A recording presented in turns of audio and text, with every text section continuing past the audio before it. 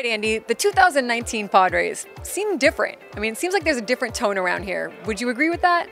Yeah, I think for sure. I think we're excited about the atmosphere that's been created this spring, the way the guys have played together, the way they've gelled in the clubhouse. Obviously, what ownership did for us early on in spring and signing Manny and bringing him in, it changed like the expectation level for the guys. And for us, that's what you want. You want to expect to be great, and I think we all feel that way right now. That was the biggest news of the spring, signing Manny Machado. How's he acclimating with this team, and what has his impact been early on? Yeah, I think great. I think he's made a ton of friends in there really quickly. He's an easy guy to be around. Obviously knows the game incredibly well and has like a strong routine that he sticks to on a daily basis and goes about his business the right way. I think for our young guys to have seen the way that he does things, it's probably motivated some guys in ways that we can't with our own words. I think it's a great group that's loving being around each other right now, and I think we're all just ready for March 28th and getting this thing going. Is there more expectation, especially offensively, just with the addition of him? I mean, this lineup should be better. Oh, there's no doubt. I think we look at the guys that we returned, and we think all of those guys are capable of so much. And a lot of those guys we expect to have great years this year, and then you throw him right in the middle of it. It took our position of weakness and made it our position of strength. And adding Manny at like your greatest position of need makes the team better and makes these guys in that clubhouse believe that this could be a special year. Right, regardless of who is in the starting rotation, it's likely going to be the youngest rotation in the majors. Conventional wisdom might say you need some experienced arms in there. What's your counter to that, and why do you think this group of guys is good enough to contend? Yeah, they're talented, first of all. We like the way they're wired. We like the way they're going to compete. We'll take talent over experience. We'd love to have experience. Like, you're never going to look at experience and think it's a bad thing. It's a great thing. But we have a lot of talent in the clubhouse. We got young arms, got more young arms coming, and that's going to be our lifeblood. And we're going to watch a few of these guys really rise up and claim their opportunity. When they do that, I think it's going to be fun for the fans in San Diego to get to know young guys that we expect to be around for a long time. Some of these guys might have a limit on their innings. You've got a bullpen that's a strength of this team, a lot of depth and versatility in there. What are some of the ways you might use this entire staff, some of those unique ways? Yeah, I think we're going to prioritize one, winning, and two, health. So we have young guys that do have some limitations of what they've done in the past, and there's going to be points and times throughout the season where those limitations bring a measure of frustration, but they're also going to be greatness along with it. So we want these guys healthy for not just this year, but for years to come. And so there's obvious steps that some of these guys need to take. Now there's other guys that don't have those limitations. In that bullpen, we have a lot of options. That's the toughest decisions we have at this point in time in camp. You look at a group of guys down there that comprise that bullpen, and we don't really think of them as 7 or 8. It's like 12 or 13 of those guys, and then some more guys right behind them. So when you got to make decisions at this point in time in camp, it's not fun. And what guys lose sight of, and it's so easy, I think we all do, we lose sight of that opening day roster. We look at it like it's the most important thing. It's one day in a 162-day season, but we make it out to be the most important day.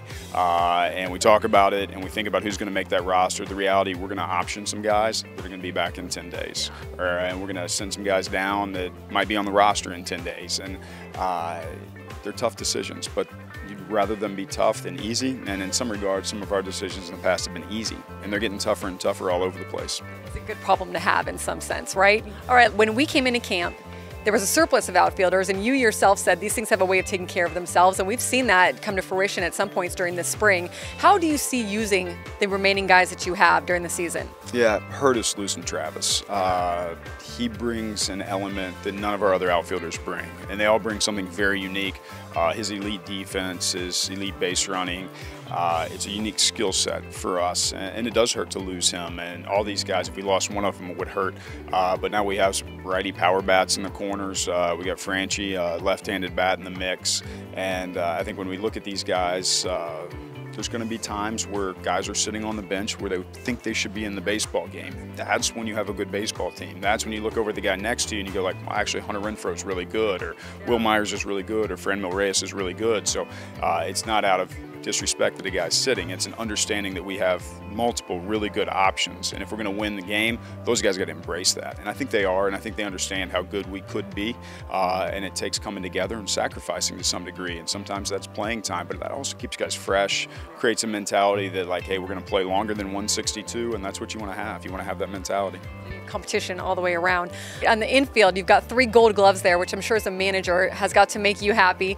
You've got Luis Urias, who can handle a glove, and Fernando Tatis Jr., when he does come up, he's spectacular. How good can this infield be, and how much can that help also a young rotation with them being behind them? Yeah, that infield's changed a lot from when I got here in 2016. That's the truth.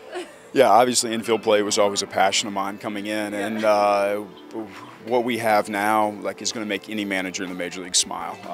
And those guys can play, and it should be a realistic goal when you look at those guys to say we should be the best infield in baseball, and we should see multiple gold gloves. We should go out there trying to win that, not because you're trying to get a personal accolade, but because if we defend the field that way, our pitchers are going to be so much better. There's going to be so much confidence out there, and we've already seen it with Manny. Some plays he made at third base that we're not accustomed to seeing made here in San Diego. So not from a lack of effort from anybody in the past, he's just better. And that's why ownership made that investment. That's why AJ made that choice. And so for us, we look around the diamond and we want the ball hit on the ground. And Ian Kinsler's been great in camp too. He's really defended the field well, and he's been a great leader in the clubhouse. And so we look at that group, and definitely makes me smile. Yet another new hitting coach this year, but Johnny Washington has familiarity with the staff, and so does Damian Easley. He's worked with guys who are rehabbing in Arizona. What can this duo do for this team? Yeah, I think they know Jay Wash really well. He has established relationships with all of these guys, and the new guys, he spends so much time with them. He connects very well. Damian's a guy who played in the big leagues for over 15 years. He knows what it's like at this level, and he's a guy we've always thought would be a tremendous coach, and he knows most of the young guys through the system for what he's done in the system. So I think we look at these guys, we're really comfortable with them. We know they're going to challenge the guys. We know they're going to try to simplify things for them at the same time, and we know we got a really good group. Having these veterans here and then just kind of them knowing your message by now, is it sort of coming to where the clubhouse is doing it on their own almost? You don't have to get them to believe as hard maybe as in previous years? I think the catalyst for change for us was signing Manny, because the expectation level here has not been at the level it needs to be a championship caliber club. And you need special talent to win at this level. You can't will yourself to beat teams that are markedly better than you sometimes. And we feel like when we step on the field now, with any starter that we put on the mound, we can win every baseball game we play. So I think that changes the clubhouse dynamic a great deal. That changes willingness to sacrifice. That changes what we do on a daily basis, and I think we feel really good about it. All right, you've watched this team all spring. What are some of the ways that this team could surprise people based on what you've seen that we don't see on a day-to-day basis? I don't know that anything jumps out that you all don't see. I feel like you all see everything. It needs to go right? Certain things need to go right. We need health. We need health, especially in certain key areas. We do have, at the end of the day, a lot of depth, but a lot of inexperience. So the more options we have, the better off we're going to be. We need to see health. Finally, Andy, for you, going into your 4th opening day, what is this week before opening day like for you? I mean, you've got roster decisions, but you also have nervous anticipation. Where does your mind go? There's spirited discussions right now in the coach's room with the front office about guys we think would fit very well on our team.